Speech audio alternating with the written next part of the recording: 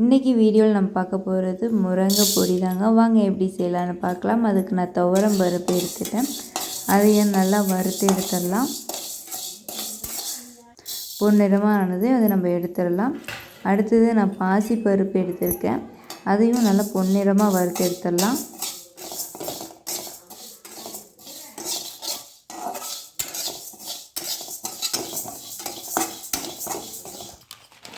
அடுத்தது நான் உளுந்து எடுத்திருக்கேன். அதையும் நல்லா பொன்னிறமாக வறுத்து எடுத்துக்கலாம்.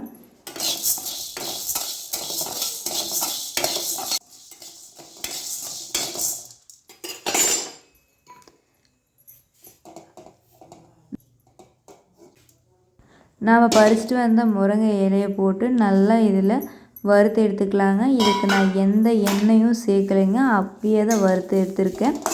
அது அப்படியே வறுக்க நிறைய இருக்குது, அப்படியே கம்மியாயிருங்க. ஏன்னா நீங்கள் அப்படியே போட்டு அரைச்சிங்கனாலும் அது அரைக்கும்போது தண்ணி விடுற மாதிரி இருக்குங்க.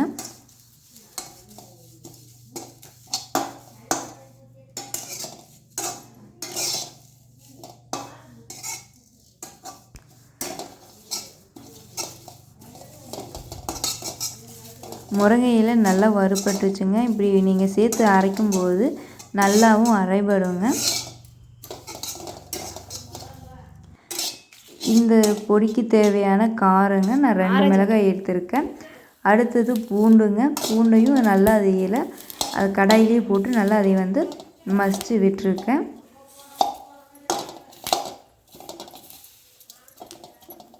மணக்குதா? அதை எடுத்ததுக்கப்புறம் நாம் கடுகு சேர்த்துக்கலாங்க. கடுகையும் சேர்த்து நல்லா பொரியிற அளவுக்கு விட்டுறலாம்.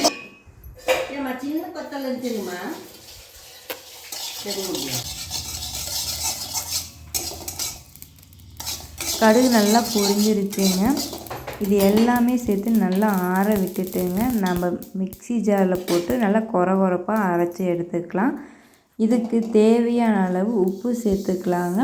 நான் கருவேப்பிலை காஞ்ச கருவேப்பிலை எடுத்தங்காட்டிக்கு இதை நான் வறுக்கலை. நான் அப்படியே எடுத்துட்டேன். இந்த அளவுக்கு கொரப்பாக இருந்தால் போதுங்க.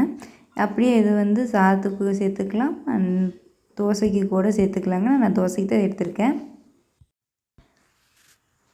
நான் இந்த பொடியை நான் தோசைக்கு தாங்க எடுத்துட்டேன். நீங்கள் சாதத்துக்கு கூட சேர்த்து சாப்பிடலாங்க.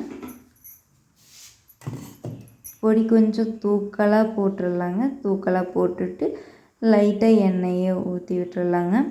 இதுக்கு நீங்கள் தேங்காய் சட்னி, தக்காளி சட்னி கூட யூஸ் பண்ணிக்கலாம். நீங்கள் வேணும்னா எடுத்துக்கலாம், இல்லைன்னா நீங்கள் அப்படியே கூட சாப்பிட்லாம். ஏன்னா நம்ம பொடிக்கு உப்பு போட்டிருக்கோம், மாவுக்கு உப்பு போட்டிருக்கிறோம், காரத்துக்கு மிளகாய் எல்லாம் சேர்த்து போட்டிருக்காங்களே, அதனால நீங்கள் அப்படியே கூட சேர்த்து சாப்பிட்டுக்கலாம்.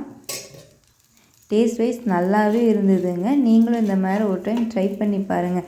சூப்பராக இருக்கும். ரொம்ப ஹெல்த்தியானதும் கூடங்க.